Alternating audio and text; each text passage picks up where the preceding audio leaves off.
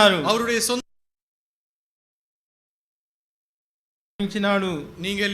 நீங்கள் இந்த தேவனுக்கு உண்மையா இருப்பீர்களா? మనము ఈ యొక్క దేవునికి యథార్థంగా మనం ఉంటామా?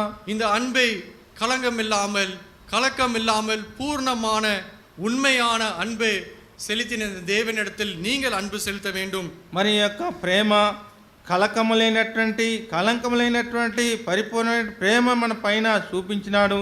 ఇదే కూడా మనం అదే రీతిగా చేయటానికి మనం కలిసి ఉందా? கண்ணில்லாத ஒரு மனிதன், பார்வையற்ற ஒரு மனிதன் தாவீதின் குமாரன் எனக்கு இறங்கும் என்று கேட்பதற்கு அவனுக்கு யார் சொல்லி கொடுத்திருப்பார்? మరి కనులు లేనటువంటి ఆ మనుషుడు, కనుచూపు కానరానటువంటి ఆ మనుషుడు